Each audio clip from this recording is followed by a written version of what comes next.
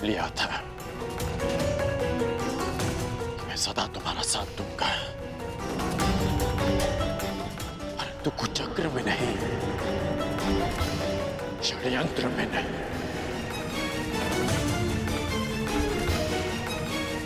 इसलिए जो भी तुमने मेरे लिए किया उसका बहुत बहुत धन्यवाद। परंतु आज मैं अंगराज का पद त्यागता हूं, त्यागता हूं, त्यागता हूं, त्यागता हूं, त्यागता हूं। और तुम्हें भी। पांडवों का अंत जिस प्रकार से हुआ उसकी पीड़ा सदैव रहेगी, परंतु उससे भी अधिक पीड़ा इस बात की रहेगी कि मेरा मित्र अनुचित मार्ग पर चला गया, कि एक योद्धा कायरता के मार्ग पर चला गया।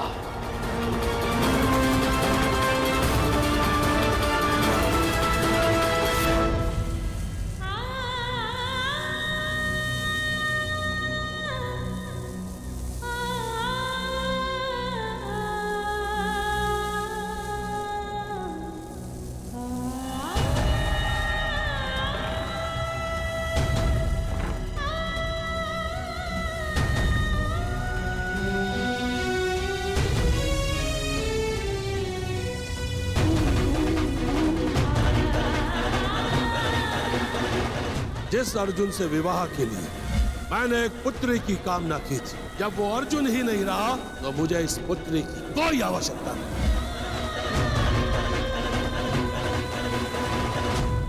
जीवन यात्रा का प्रारंभ हो चुका है।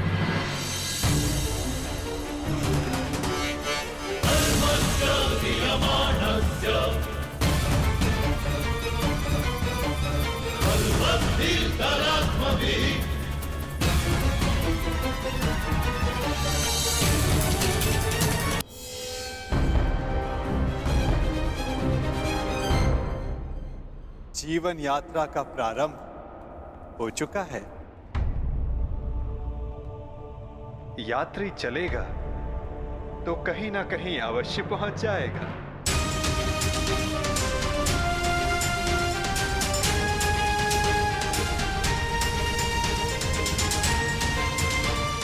मुझे नहीं ज्ञात कि मेरा लक्ष्य क्या है, नहीं ज्ञात कि मैं संसार में क्यों आई हूं, नहीं ज्ञात कि मेरा जन्म क्यों हुआ। जिस यात्री को अपना लक्ष्य ही ना ज्ञात हो, वो कहां पहुंचेगा? क्या आपने आज तक किसी को मेरी अवस्था में देखा है? हाँ, प्रत्येक को देखा है। जीवन धारा के प्रवाह में प्रत्येक के समक्ष ऐसी परिस्थिति आती ही है।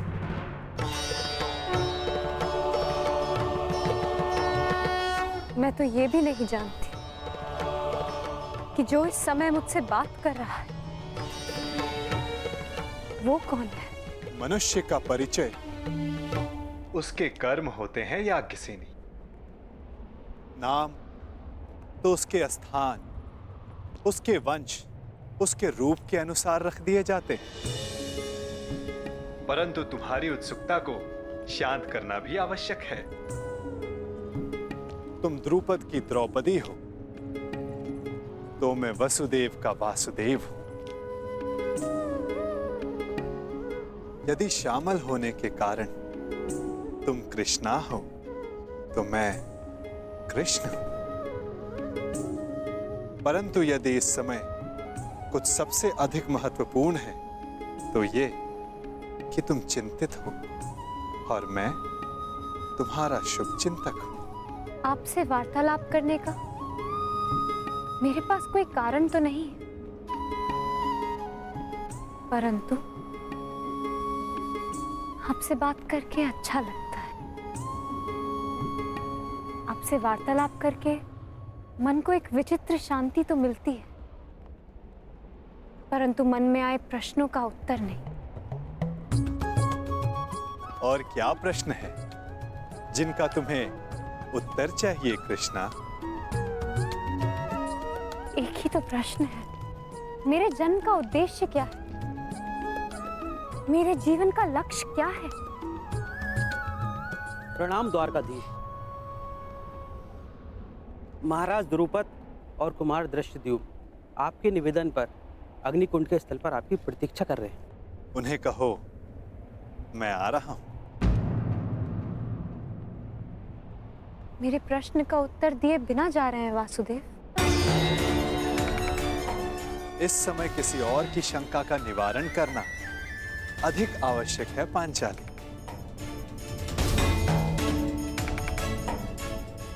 हो सकता है कि उस समाधान में तुम्हारे प्रश्नों का उत्तर भी तुम्हें मिल जाए।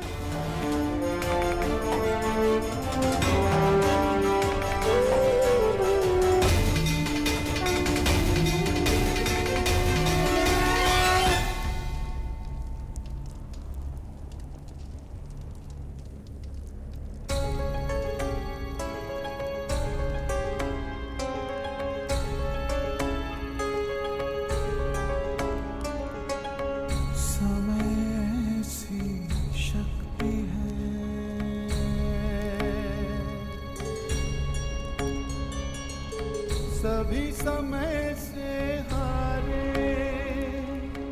राजा हो या रंग सभी बनते रहे बेचारे। समय बड़ा महान है इस जग में, समय बड़ा महान,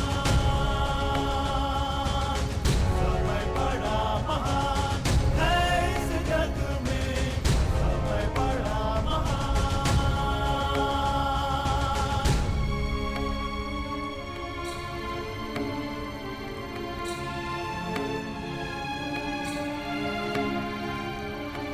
माया का धुआं फैलाए, भ्रम के जाल बिछाए, मन में घृणा द्वेष भरे, फिर अपनों को लड़वाए।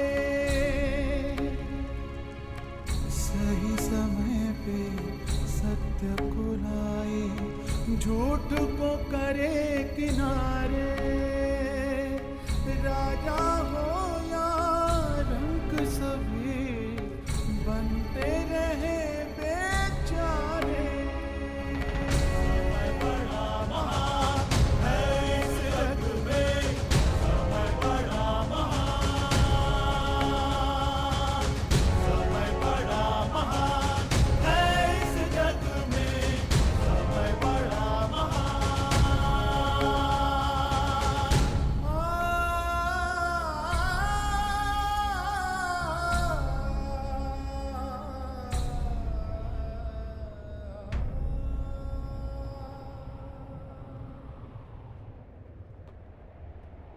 मैं अपने प्रतिशोध के लिए प्रयाण कर रहा हूं। ऐसे में आपने हमें यहां क्यों बुलवाया? एक परीक्षण के लिए, एक प्रयोग के लिए।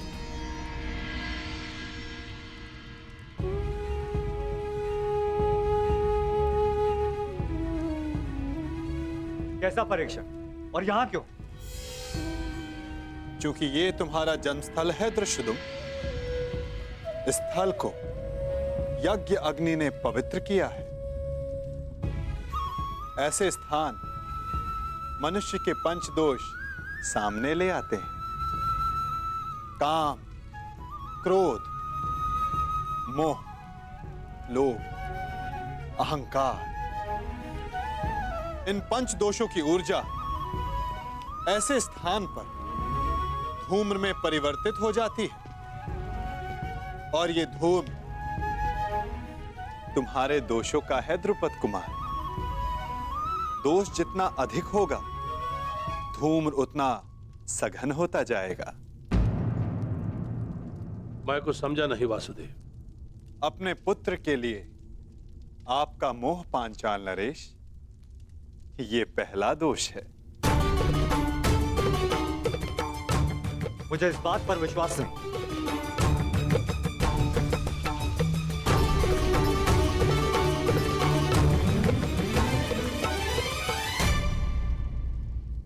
धूम्र बढ़ गया ना, चूंकि दूसरा दोष समक्ष आ गया। मद। इन सब बातों का मंतव्य क्या है वासुदेव? क्या आप हमें हस्तिनापुर पर आक्रमण करने से रोकना चाहते हैं? नहीं, इसके विपरीत मैं तो इस आक्रमण में आपका साथ देना चाहता हूं पांचाल नरेश।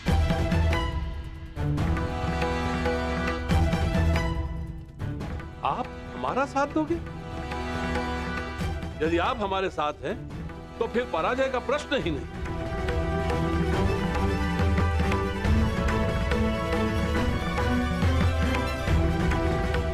लोभ, तीसरा दोष। परंतु मैंने जो कहा, मेरा मंतव्य वही है पांचाल नरेश। मैं इस आक्रमण में आपके साथ रहूंगा, परंतु उससे पूर्व दृष्टद्युम्न को मुझ पर एक प्रहार करना होगा।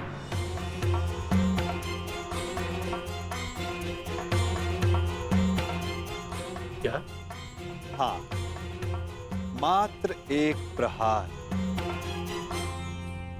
मुझे यह जांचना है कि इस युद्ध में जिसका सहभागी बनने जा रहा हूं, क्या वो मेरे साथ का पात्र है भी या नहीं। परखना चाहता हूं कि ये महायोद्धा द्रोणाचार्य का वध करने में सक्षम है भी या नहीं।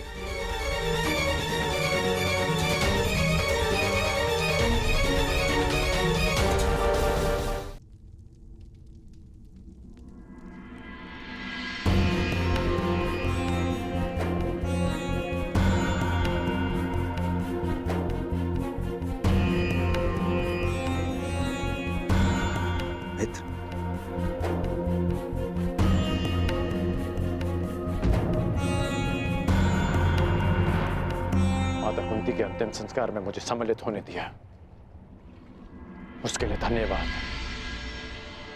धन्यवाद कैसा कर्ण?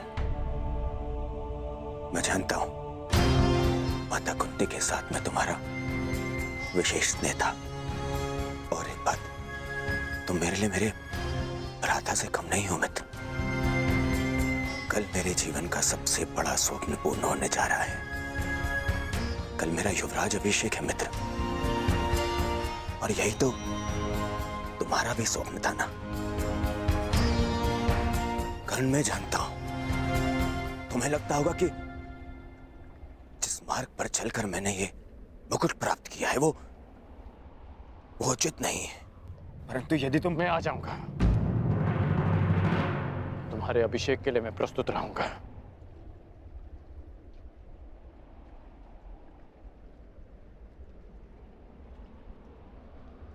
तुम्हें मित्र माना है और कल राजसभा में उपस्थित रहकर मैं अपने मित्र होने का कर्तव्य अवश्य निभाऊंगा।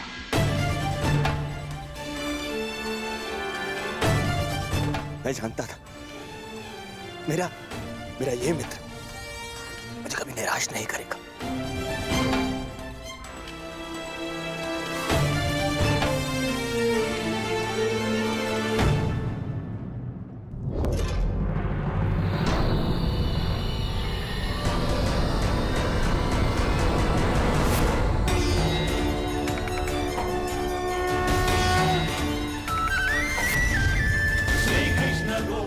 अहंकार एक और दोष। क्या हुआ दृष्टद्युम्न? आगे बढ़ो, प्रहार करो।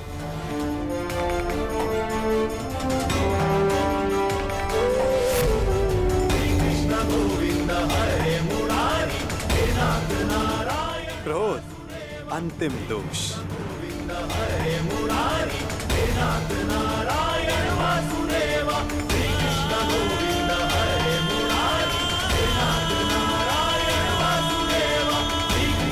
वासुदेव, मैं आपका मंतव्य समझ गया।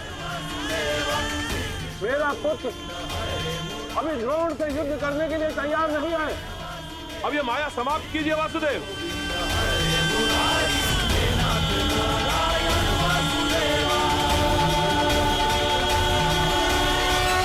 माया का बाण छूट चुका है पांचाल नरेश।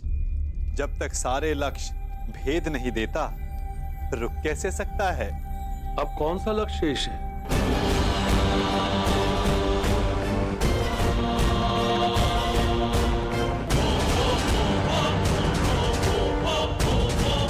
नहीं, रुको पुत्र।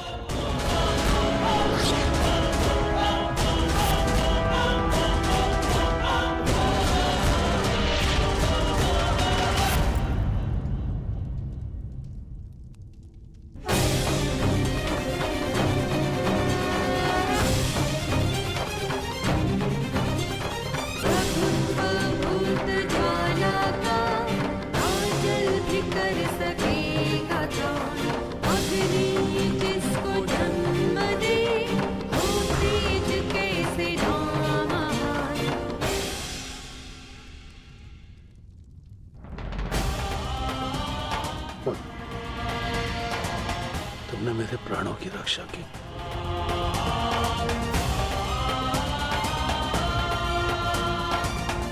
पश्चाताप, भूल का पश्चाताप पांचाल नरेश। प्रत्येक दोष का निवारण पश्चाताप है। आपकी पुत्री पांचवी पंचकन्या है। इस युग की इकलौती। पहली चार त्रेता युग में आई। अहिल्या, मंदोदरी, सीता और तारा। और अब द्वापर युग को प्रतीक्षा थी पांचवी पंचकन्या की, द्रौपदी की।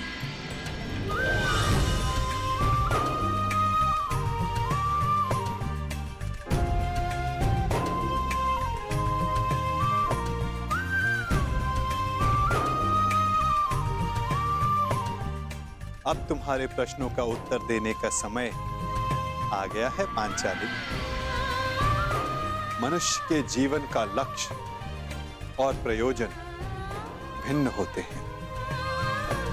अर्जुन से विवाह तुम्हारे पिता का प्रयोजन था। तुम्हारे जीवन का लक्ष्य बहुत ऊंचा, बहुत आगे है द्रौपदी। एक बार मेरी दृष्टि से अपने आप को देखो, अपने लक्ष्य को देखो। आपकी दृष्टि में मेरे जीवन का लक्ष्य क्या है वासुदेव? परिवर्तन। केवल एक मनुष्य के जीवन का परिवर्तन नहीं, समस्त संसार के जीवन में। इतिहास की धारा को परिवर्तित करना है तुम्हें। पातक नाश। तुम्हें पापों का नाश करना है।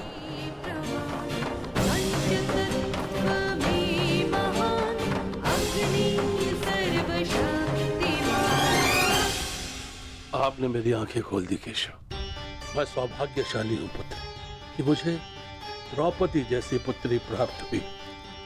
वासुदेव, अब आप ही मेरा मार्गदर्शन कीजिए और मुझे बताइए मुझे आगे क्या करना है।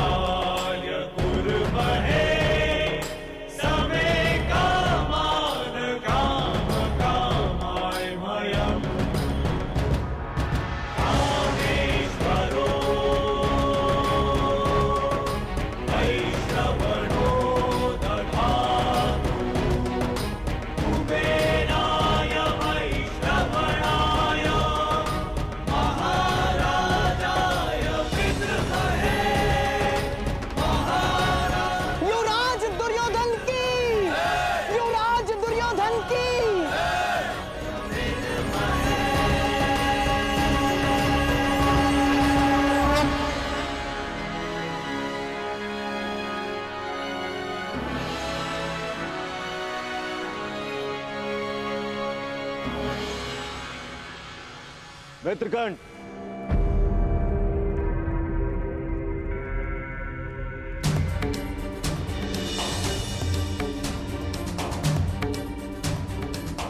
आज मैं बहुत प्रसन्न हूं मित्र, क्योंकि आज मेरा सबसे प्रिय मित्र मेरे अभिषेक में मेरे साथ उपस्थित था।